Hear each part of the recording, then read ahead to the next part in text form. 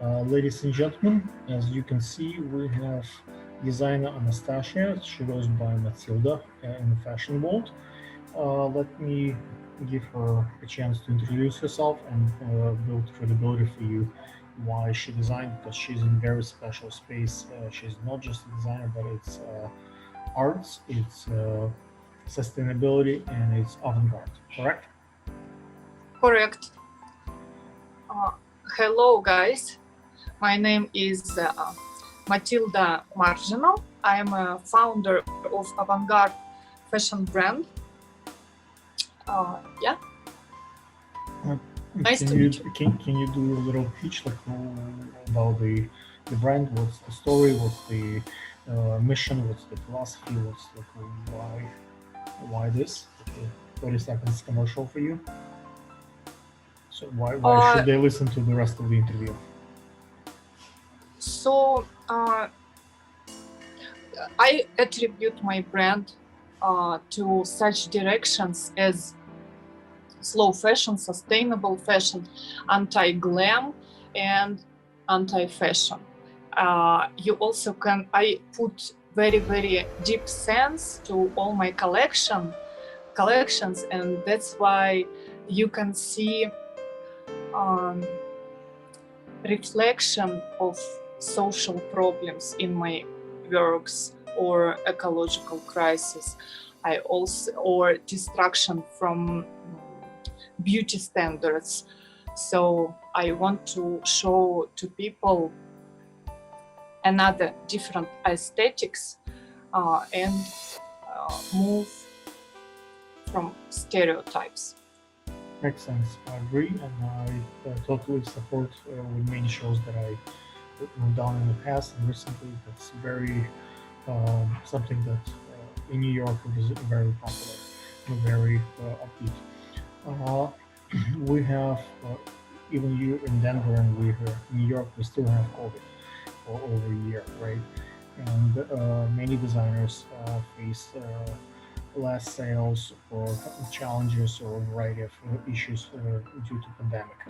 Uh, is there anything that you do specifically to deal with a pandemic as protect yourself? Like rather, let's say you don't travel much, you don't go to the stores. Like what other things people can do in the fashion world? Like they can repurpose their old clothes, they can learn sewing.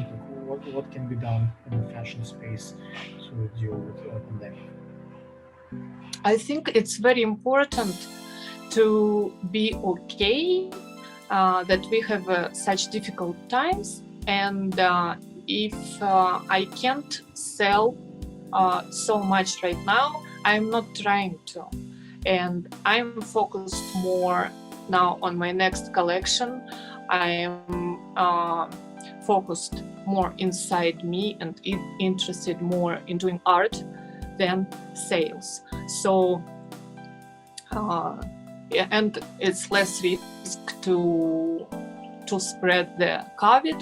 And actually, I work from home and I'm enjoying this times.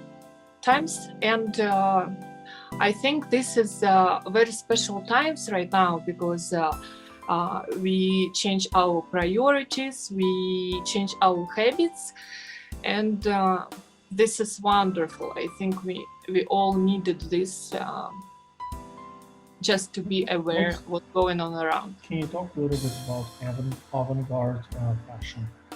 What's the distinction between the people being just creative artists and those who call themselves avant-garde? Well, avant-garde is for me is art, first of all. So this is I made such type of clothes, what people call avant-garde or couture or runway pieces. There is, if you go to dictionary, there is a distinction what's a couture, what's art, what avant-garde. So those things can be coexist together, but it's a different terminology. So I think avant-garde is means that something out of standards, something what is beyond the our stereotypes how clothes should look. Okay. When we spoke about this interview, I asked you if you can think of any story that can create maybe sympathy and empathy and from the audience to you. Maybe you have a funny story, maybe you have a sad story. Do you have something to share with the audience that they might enjoy? Yes, I do. I have a sad story. It was sad that time when it happened, but now it is very funny to remember it. So during COVID times, I collected a lot of plastic packets from supermarkets, and it was a lot of them. And I made a stunning dress for my ecological projects. We made a short film with this dress with Denver team, and it was amazing. And one stylist, she found me on Instagram. I've never met her before, and she said that they would love to photo this dress and submit to magazine. And of course I agreed, and I also wanted to be during the shooting too. And when we came to shoot, the photographer was very bossy woman, and when she seen my dress, she was very surprised and shocked that this dress were made from supermarkets handbags, plastic handbags. And she was so pissed off, and she was trying to cover some holes which were made on purpose, because this is my concept, like deconstruction of the stuff. All my clothes are like that.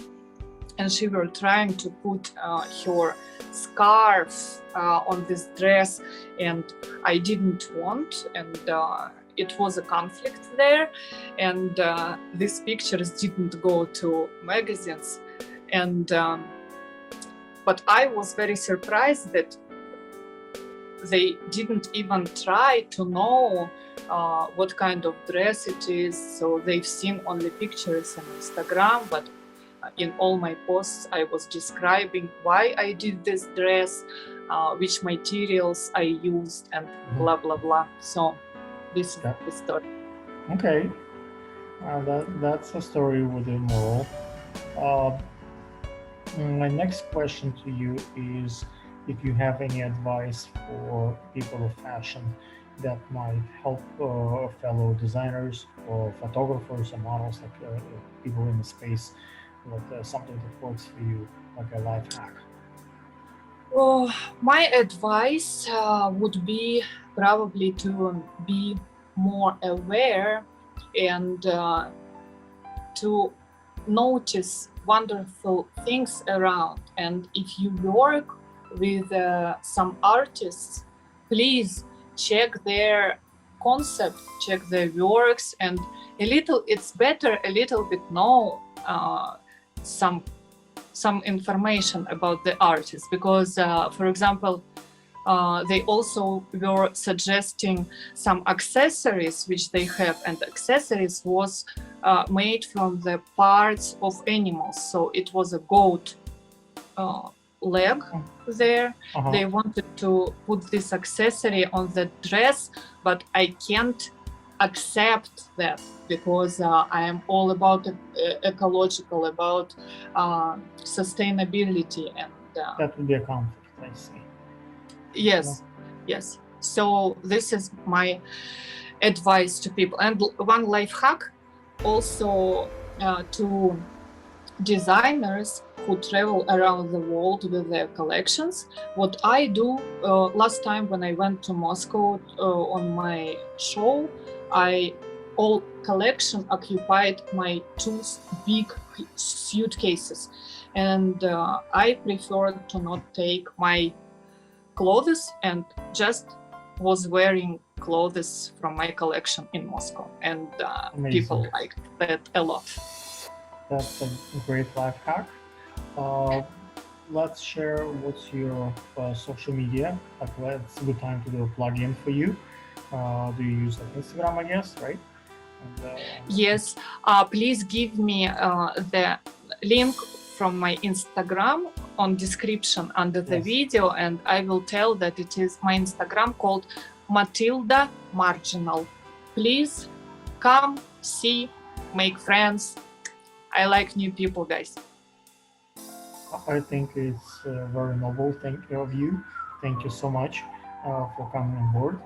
If you guys want to see more of work from this avant-garde sustainability designer Matilda, maybe we can do another piece of interview. Maybe we can touch on other topics, and hopefully next collaboration might be even better than this one. Like for example, like, I think I told you on the phone that on March 23rd, I'm having my new show at Central Park, and I have a few designers like you who don't like to travel, but they ship their collections to me, and we will show the collections and we will ship it back. And the biggest challenge that I face is the stylist. I call them not stylists, I call them designer representative on the ground.